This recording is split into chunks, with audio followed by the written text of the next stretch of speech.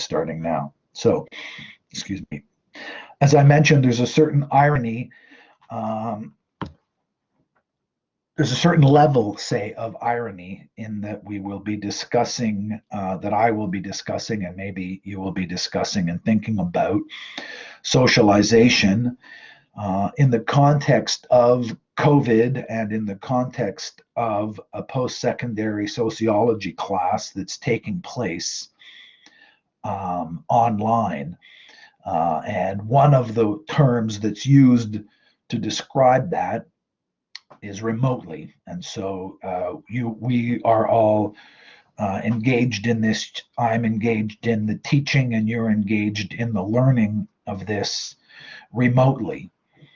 And one of the ways to try to think about this like a sociologist is to consider in what ways is this part of your socialization.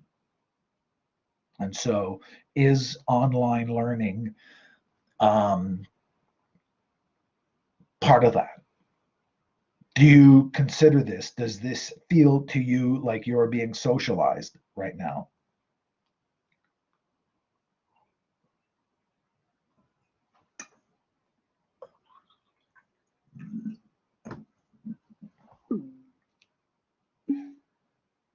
Exactly. So kind of is, I think kind of is the best answer, and it's the best answer in both, in two senses that are, whose relationship to each other is one of the permanent kinds of tasks I want to try to develop as we go along here. So what is it you meant, Noor, when you said kind of? Can you elaborate on that, or can anyone elaborate on in what sense this sort of feels like being socialized?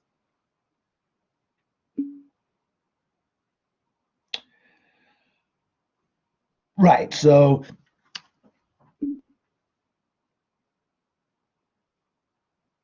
okay. So both of those are Noor's answer and Isabella's answer are capture well the split that I'm asking you to try to walk each side of.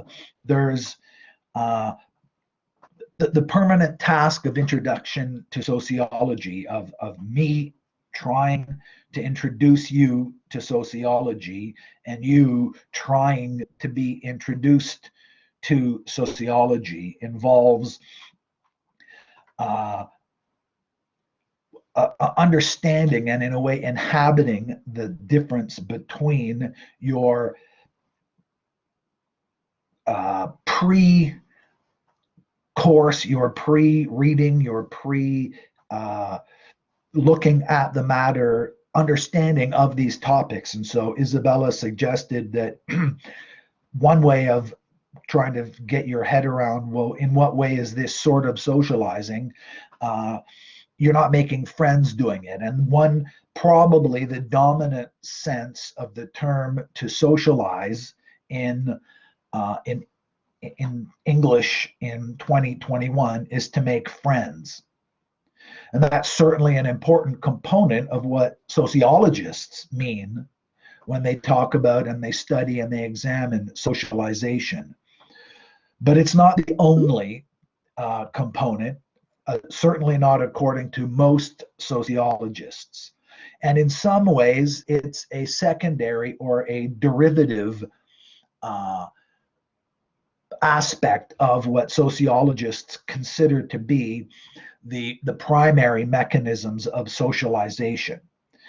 As we'll see in a few minutes, by and large,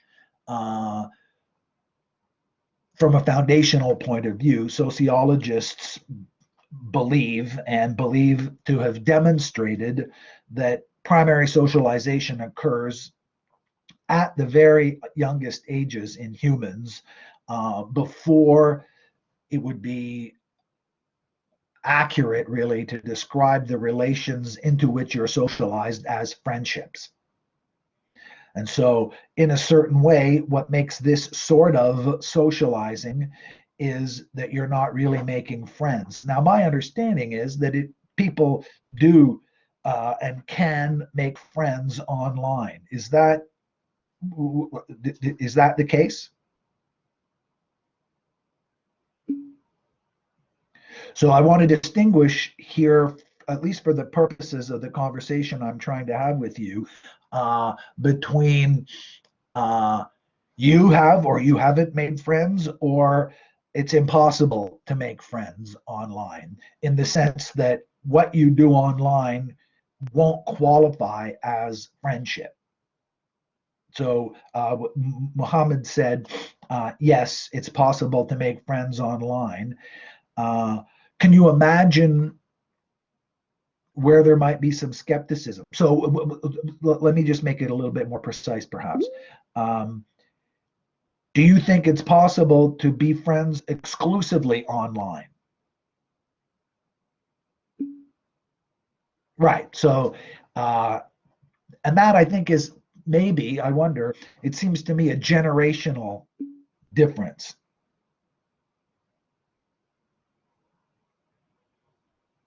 So it takes more effort. That's an interesting qualification, but at the very least, but also less effort. Interesting. And that, if we were doing a graduate course, Noor would be. So, in what sense then, Mustafa? How is it you recognize in what Noor said, which on its face was the very opposite of what you said? In what ways is it true that it's less effort and also more effort?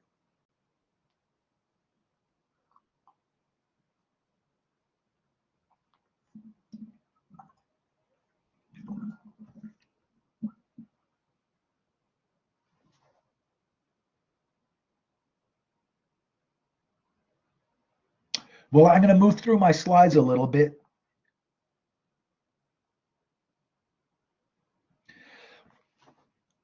I want to come back to that line of thought.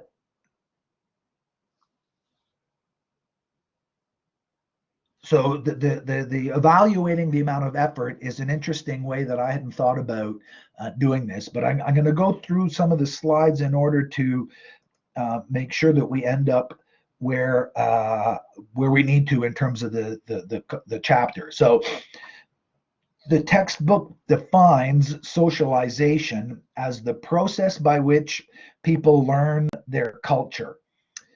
And I think the word learn here uh, might be a little bit misleading.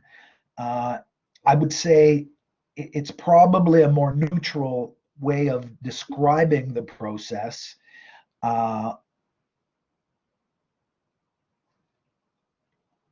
to say acquire their culture, and that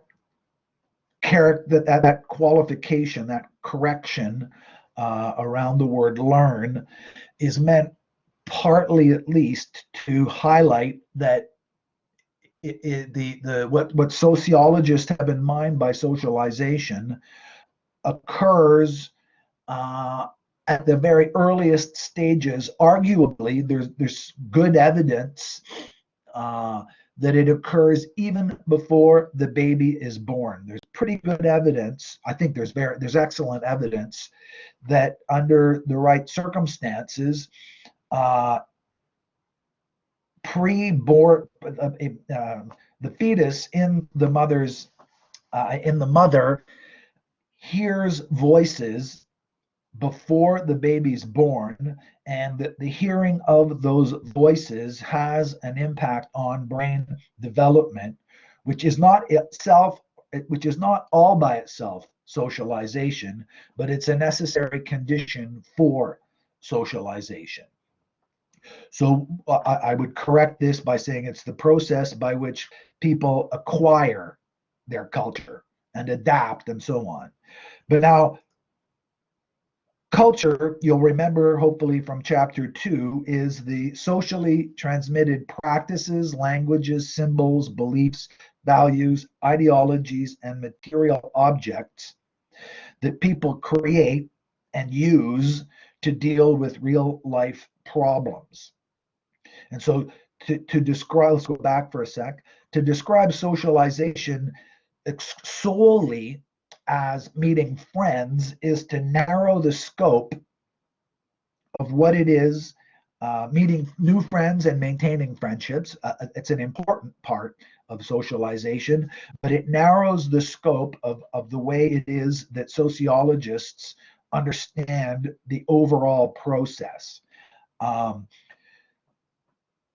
Okay, so now let's get back to, so this is what it is. Now, one of the ways of characterizing this process is to describe it as by entering into and disengaging from a succession of roles. Now, roles here is intended to be taken metaphorically, as in, and in terms of a particular theory developed by Erving Goffman, the dramaturgical approach. A role is, well, how do you understand this sentence? Those of you who've looked at the chapter will know this. Maybe you can explain it a little bit. In what sense can we describe socialization as entering into roles? What is the meaning of roles on this slide?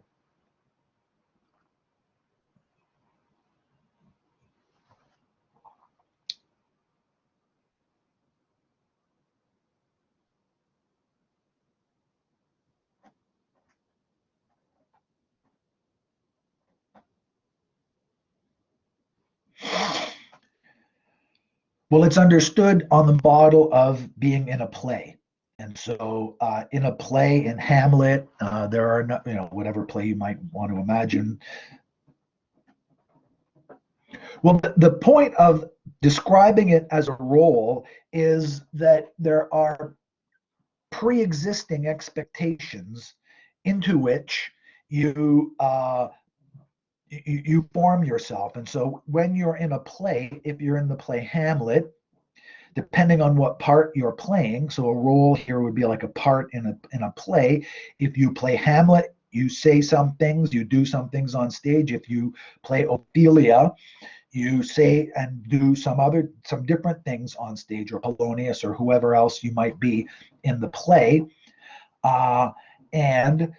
Although there are a number of different ways of playing Hamlet and playing Ophelia and playing Polonius, etc., there are the words you use and so on is already set.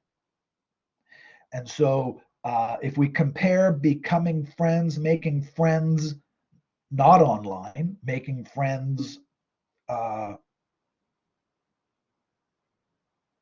right. So these roles are pre-existing roles that have already been established. But the online thing is that we're now in the process of establishing a new set of roles that didn't exist. And it's the way that people made, so when I was your age, there was no internet, but people had friends, right? So you will know, most of you, that your parents didn't have the internet when they were 14 years old, and yet they made friends, most of them. So it's possible to make friends without the internet. And not only your parents, but your grandparents and your great-grandparents, humans have been making friends ever since, as far back as you want to go. And up until the internet, we made friends. We would make friends by meeting other people in real life. Now there's this new technology that's available, and we can socialize without leaving our rooms. Or, arguably, I agree with those of you who said that yes, it's possible to do this. It's possible, and it's accurate to describe at least some interactions as socializing. And maybe even all online interactions could be described as socializing, but at the very least, some of them are. And what's happening right now in 2021 is that as a result of this new technological capability, our society is developing new roles for the same purpose in this, yeah, roughly in the same way. Socialization is occurring through this new mechanism, but it's doing the same thing. Namely, people are acquiring their culture, but it's a developing culture. It's always a developing culture. It's always the developing culture in terms of the internet, but also in terms of when I was 14 years old, or when my parents were 14 years old, or go back as far back as you can imagine. Social society and culture are always changing. Sometimes the change seems faster, sometimes the change seems slower, but it's adaptive. It's always adapting to whatever and in whatever ways the background conditions are changing.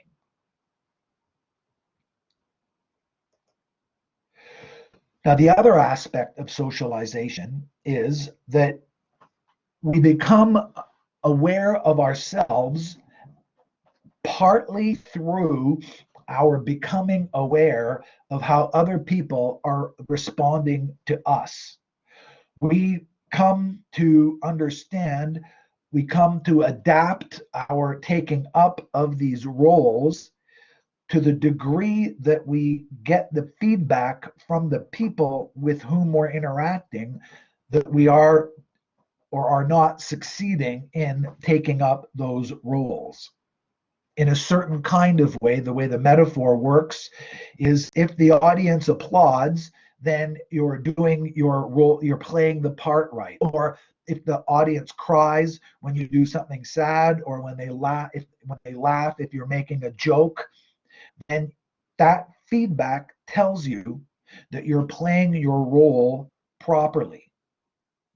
And in some ways, telling a joke and getting people to laugh is a good example of one of the tricky things from a sociological point of view, from an introduction to sociology point of view. And it's for that reason, in part anyway, that I wanted to put a little bit of pressure on the idea that you're learning something.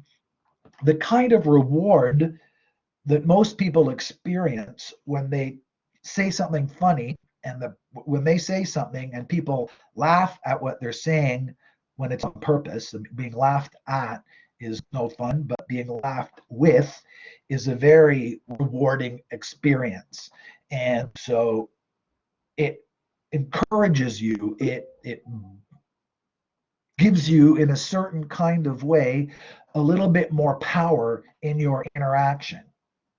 And you become aware of the process part of it, partly to a considerable degree, by your becoming aware of the response that other people are having to what you are doing. So both of these components are crucial to the achieving of socialization. So now a role is the behavior that's expected of a person occupying a particular position in society. For most of us, for most of our lives, these roles are on a fairly small scale. Now, perhaps one of you, well, perhaps maybe many of you, will go on to become Prime Minister of Canada, or the CEO of something, or big movie stars, or whatever, and you'll be engaged in very high level, very formalized interactions. But for the most part, the rest of us, we spend our lives engaged in interactions that end up being very repetitive and very set in their ways. And we slowly adapt to them.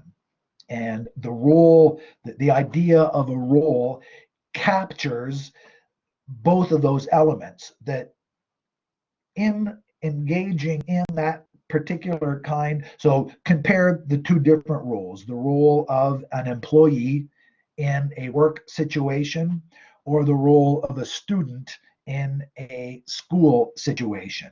There's overlap, and in some cases, the role of the student is to learn the role of the employee. And so at Seneca, uh,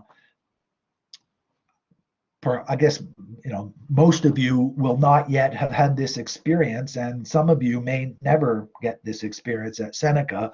But when we do this in person, when you walk around the Newnham campus, anyway, that's where I teach. Sometimes you see students dressed in flight attendant uniforms. Sometimes you see students dressed in firefighting uniforms, and those students, in their role as students, are being socialized into the roles they will come to play as employees. And one of the ways they do that is by dressing the part.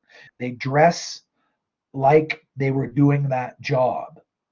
Does that make sense? Do you see how that illustrates the notion of role and the difference between the student role and the employee role?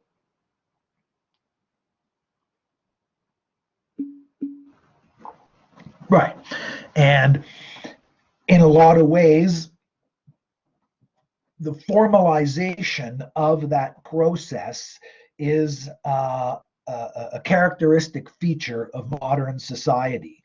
The further back in time you go, and with respect to society in general, but also the further back in time you go with respect to any particular regularized form of socialization, the fewer rules there are. The less formalized are the conventions and the norms that structure that particular kind of social interaction. Now, when you get a job, if you work in a large organization, the organization itself will have devoted considerable resources to specifying exactly what your role consists in as an employee for that organization. Sometimes that'll include how you dress.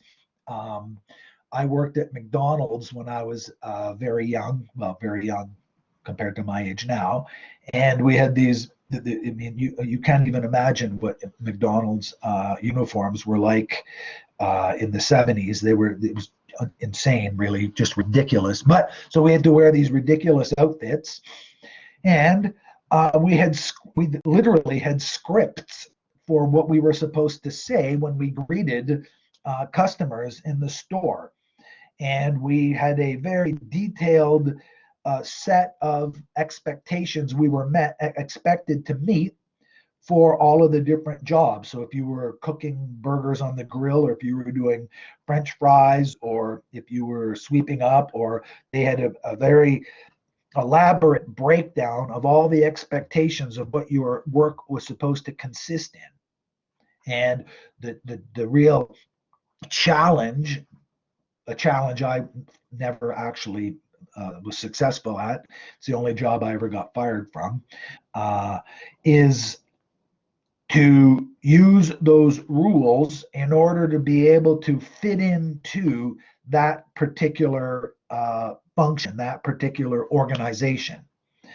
Right. Now, why is it? One of the how is it we know that this is important? Why is socialization, in your view, important?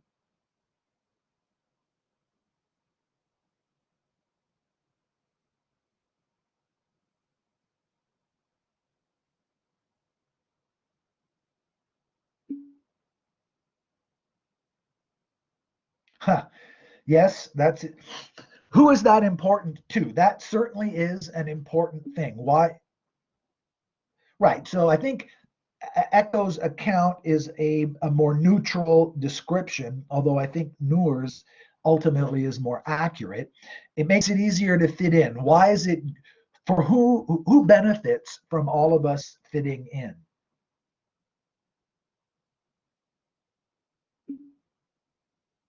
Government, police, exactly.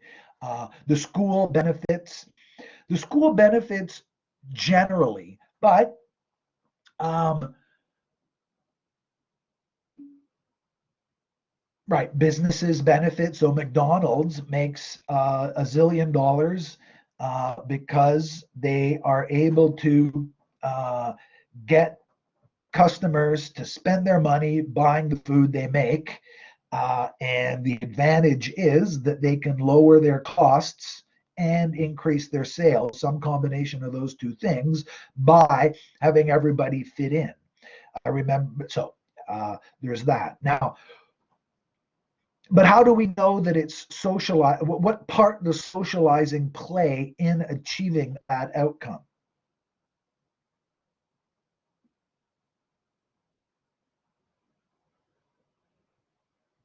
So, for example, um, there are 14 people who've logged in today. And so that means I don't remember what the total number is for this section. I think it's 28. So 14 people have not logged in. Now, the behavior that's expected of people in the role of student in this course is what?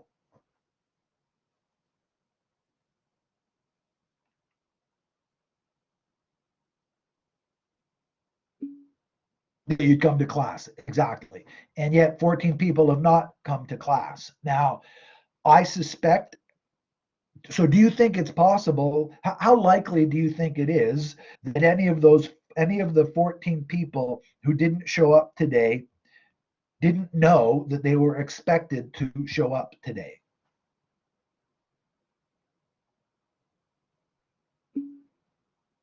Right. So obviously they knew. And now I'm prepared to believe anyway that in at least many cases there were good enough reasons not to do it. You know, I want to separate out why in any given situation someone does or does not meet the particular expectation. What I want to focus on for a second is, on the one hand, the existence of that expectation and the understanding on the part of the person in that role of that expectation. Meeting or not meeting the expectation is a separate issue, but the expectation is understood. And when you meet that expectation, presumably, the organization in terms of which the organization that's structured by the successful meeting of that expectation continues to operate in the way that it has been operating. Now, the thing about that is, if that organization is not operating well, then by continuing to reproduce that behavior and those expectations, that organization is going to continue to not operate well. So as an example, related a little bit to McDonald's, on the weekend, I saw there was a news story that I didn't read. I just saw the headline. It might not even been a news story. It was about Subway, the restaurant, and how Subway is losing market share because it is not adapting its. I gathered that the article was about that Subway is losing market share because they're not adapting their menu to changing cultural and social expectations about what a good diet is going to be. What's happened, perhaps, in the case of Subway, is that in some ways, Subway as an organization is working in the sense that they're selling their submarine sandwiches and their cookies and whatever else it is they sell. But they're working in a way that's not as efficient and not as effective as relevantly comparable other sorts of organizations. So presumably, whatever other fast food companies are out there competing with Subway for that same market. They aren't adapting. Here, it wouldn't be so much their employees, their retail employees. It would be the management that has decided to that has made decisions that are resulting in loss of market share. And so the reality of socialization is that when it produces what it typically produces, it's reproducing existing conditions, and moving forward, human societies are successful when they develop strategies that work in whatever context they exist in, including the ability to adapt. And so uh, it's over time that the success of these strategies, the success of these practices is tested. And the model of the classroom is a very old model that has been tested, not empirically tested, not scientifically tested, but practically tested. People have been sitting in classrooms for generations and generations and generations, and by and large, it's produced results that allow that mode of organizing, that mode of socialization to continue.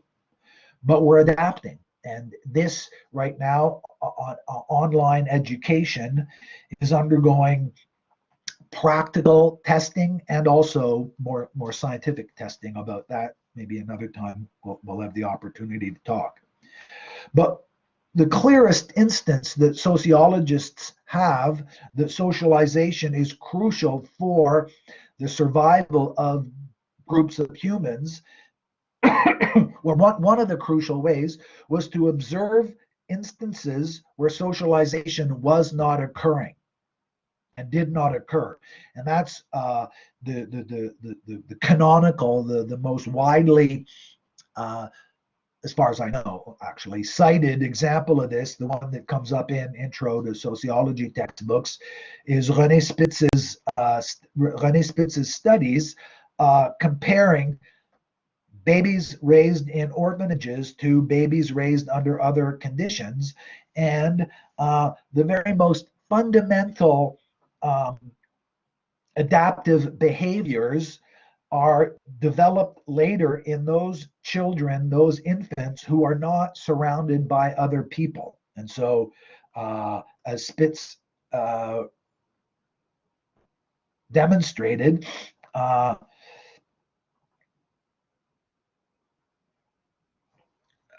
isolated children learned how to walk and talk at a much later age. And we know separately from the Spitz study that children who acquire language skills later end up typically overall, when you take a look at the at cohort level results, it's very difficult to ever to catch up ultimately. So learning language early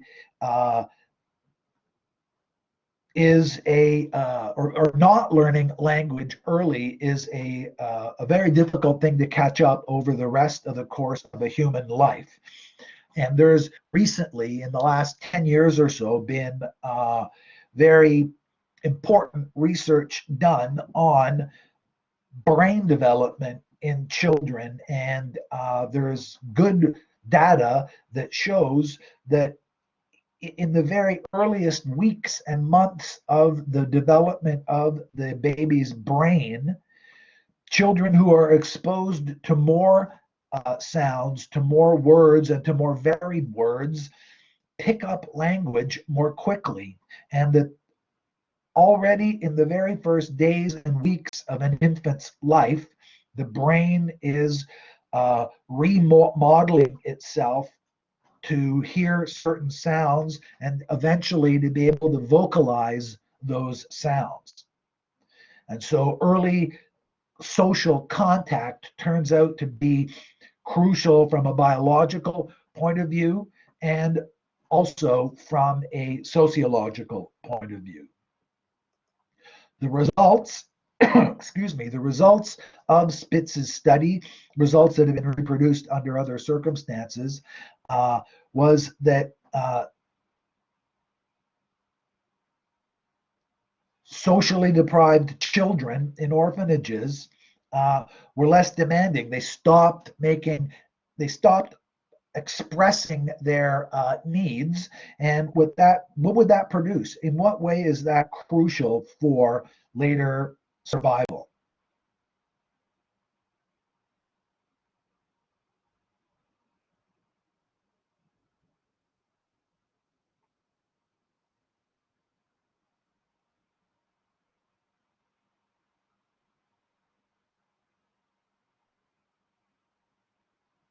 The less demanding part, it makes sense in in the conditions of an orphanage, if because the people who work there, the demands on their time are great, and they don't have the possibility, I was going to say luxury, that's the wrong term. It's adapted from the point of view of the operation of an orphanage to develop strategies that mean that the babies require, that each individual baby requires less attention. The problem with that is that as each baby begins, so what is the problem with that? Why is that a problem from the point of view of the developing baby into leading into their lives?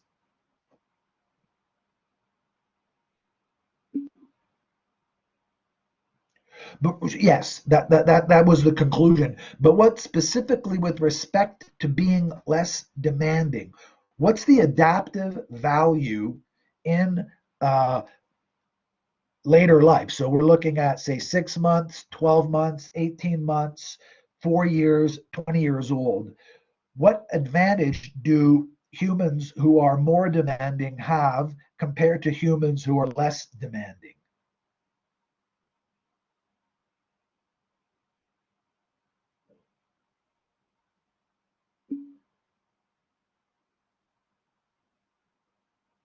The problem is, in part, you're on track. There are limits to this, and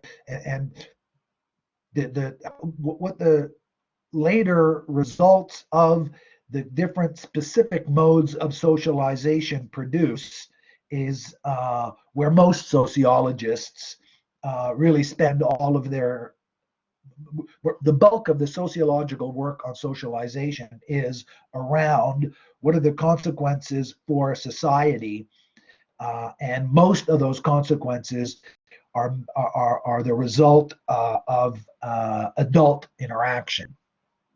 But the problem with less demanding humans is they get less. And so early on in life, when you're raised in a situation where there are fewer babies demanding attention from fewer people, so many of us were raised in a household with parents where there were not very many people. And so the adults who were around and who were available to pay attention to the children had fewer children to pay attention to, so they had more time per child to give them some attention. And what that attention does is that it allows the infant to develop successful strategies for getting the right kind of attention, the right kind of attention being defined as getting the outcomes that was the demanding behavior produced. So a crying baby wants its diaper changed, or a crying baby wants more food. And the crying is an evolutionary adaptation, on one theory, the biological theory, it's the evolutionary adaptation that that as far as I know, most mammals, maybe all mammals, have developed to get their parents' attention, to feed them or to take care of them. And if you don't develop that strategy, then the infant dies. And if too many infants die, then the species goes extinct. So that general model of less demanding attention behavior means that you get less attention. Later on, more sophisticated mechanisms are adapted and developed and formalized into social structures in order for some people to get their demands met and other people not to get their demands met.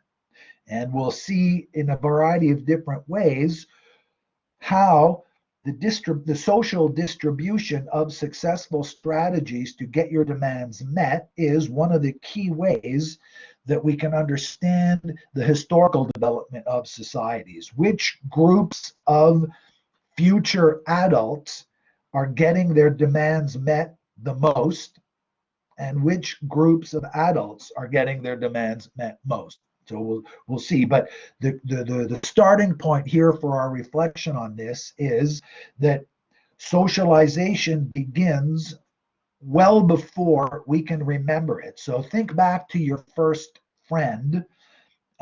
You're all, presumably, anyway, at least almost all of you, are much, much younger than I am. But when I think back to when I was 20, I can only imagine. So, how old were you when you made your first friend that you can remember?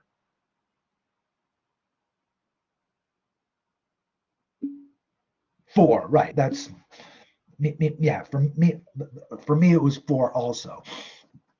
But in order to be able to make that friend, you had already been around for 4 years, interacting over, well, in the case of most humans, for most of human society, most of us, up until the age of 4 or so, are interacting mostly with the people in the place where we live. So for many of us, that's our parents and our siblings, and if that was the life you lived, with your extended family.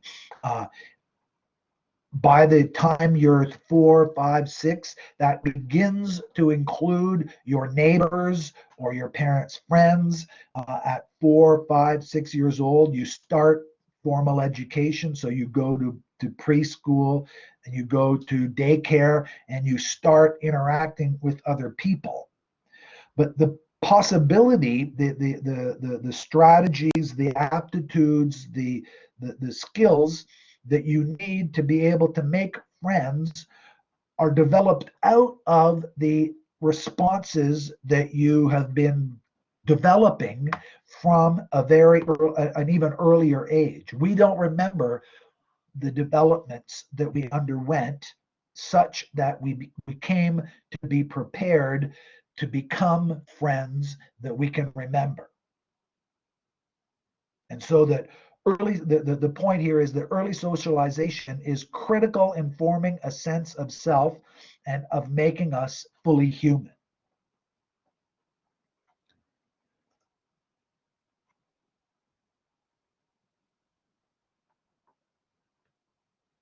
Okay, so now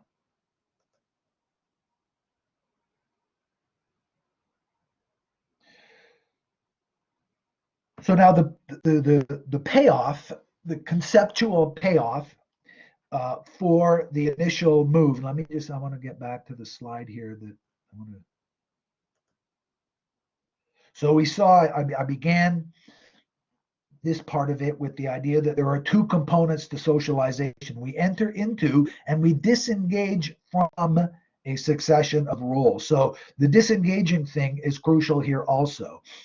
I'm told, I'm sure that this isn't true for any of the people who are logged in right now, but one of the challenges that I've read about for students, expressed from the student point of view, is that students do this online stuff. They've got their laptops open, but they've also got their phones in their laps, and they're back and forth between their social media life and their classroom life. So some people, under these circumstances, are also checking their Twitter feed and their Instagram and all the other things they do.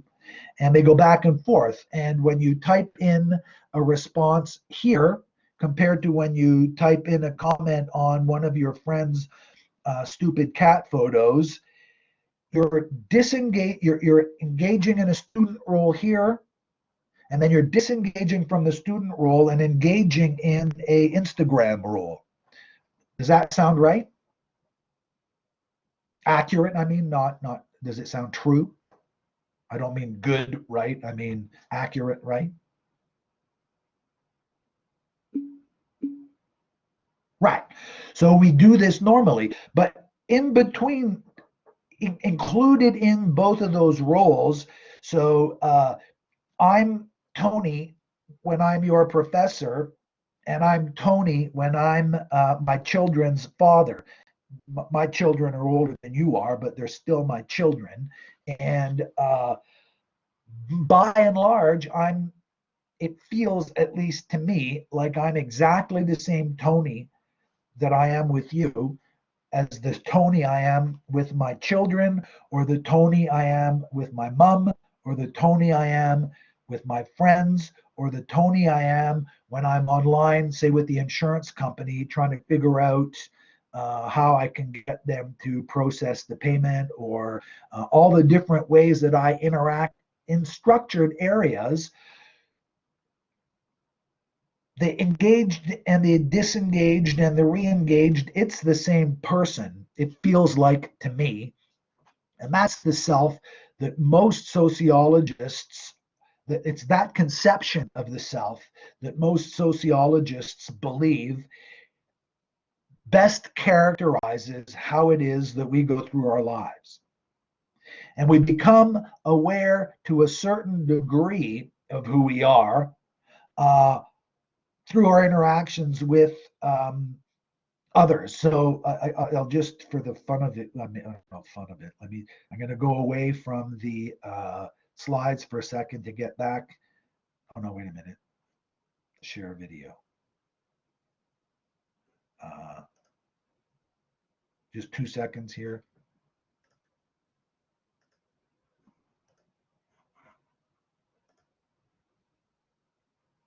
So is it back to my face on screen?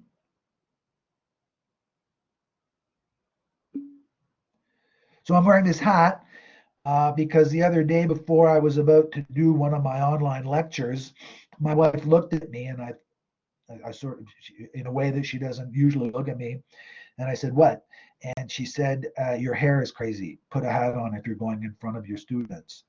And so, in order to be able to do my job properly, it might undermine your confidence in me if I look like a crazy person. And so my wife did me a favor by pointing out that I could either quickly jump in the shower, blah, blah, blah, or just stick a stupid hat on. So I slide the hat on in order to be able to play the role that I need to play for you. And it was through someone else's response to me that I was able to engage appropriately, hopefully. I mean, that was the goal and the point that I'm trying to make. I needed feedback from the outside in order to be who it is I think I am, at least with respect to the role that I'm trying to play. And I'm still employed, so presumably I'm doing it at least partly right. And 14 of you are here, who know, Instagram or not. And so both of those components are crucial. So I'll free you of my face, and I will go back to my slides for a second here.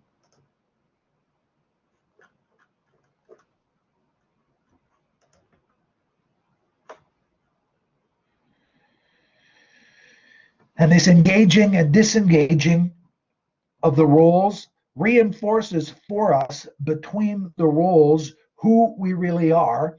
And it's also a mechanism through which we can go on to become more things. So when you're 4, 5 years old, you begin to make friends, and you begin, for the most part in the 21st century, you begin to go to school. And so you start to acquire the required aptitudes, attitudes, and skills that eventually you'll need to be able to go from being a daycare kid to a kindergarten kid to a grade 6 kid to a grade 12 kid to a PhD student in quantum mechanics, or an MBA student, which then prepares you to be a entry level business person, or a physics professor, or whatever other hopefully fantastic thing you'll all go on to do. But you, underneath that, all of those different possibilities, there's a self who changes over time in some ways, and yet also in other ways remains the same.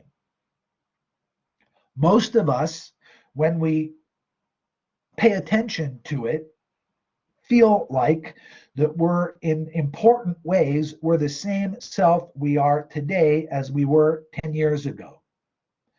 Does that seem accurate to you? When you think about yourself, and if you imagine yourself at your friend's birthday party when she turned 14, or your first day of school, and you compare the person that you feel like you were back then to the person you feel like you are today, most of us feel like we're the same self. It's the same person observing and experiencing both of those historically connected but separate experiences. Is that how you see it? Is that how you felt it, feel it, experience it? Is that right? You're completely different.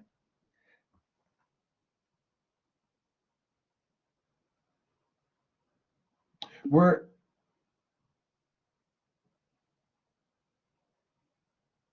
we're edging into philosophy here, which is my professional academic background, and I don't want us to lose sight of this. And in philosophy, there is more disagreement among philosophers about everything, I suspect, but in particular, within philosophy, the uh, the notion of the self is much more broadly debated, and I don't want to get us trapped in that very interesting set of considerations. In sociology, for the most part, the model that most sociologists adopt is, in a certain way, uh, very early on in life, most of the key variables that dictate the rest of our life outcomes are increasingly set early on in our lives. And whether we feel that way or not, an enormous amount of sociological data suggests that this is the case. And so there was just one more slide I wanted to get to. Let me, right. So the notion of the self is that set of ideas and attitudes about who we are as an independent being. Now it includes, within that set of ideas is included the possibility of change and adaptation. Now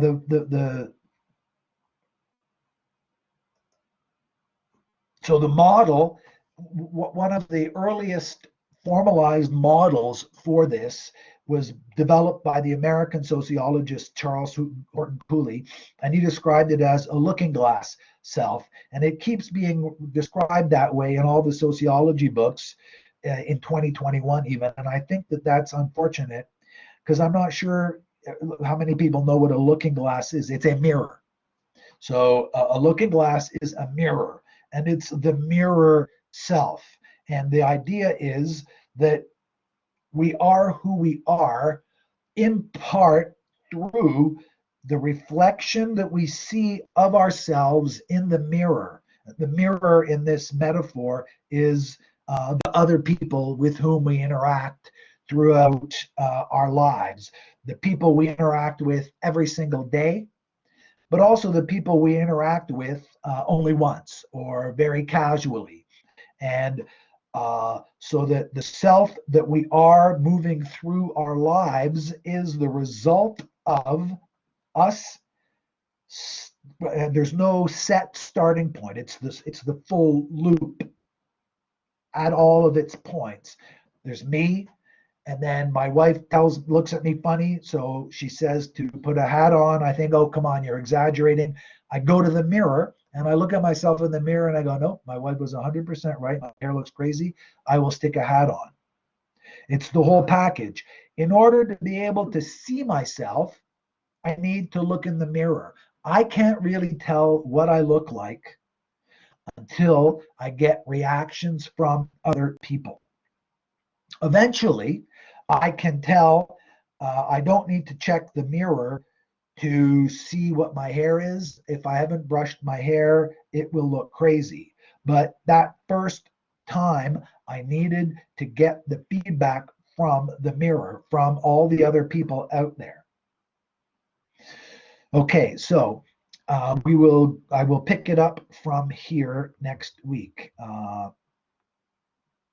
Thank you very much for your attention, and Noor and Mohammed especially for taking the time and providing feedback, being the mirror for the rest of us. Uh, okay, so thank you very much, and I will talk to you all this weekend. I'm turning the recording.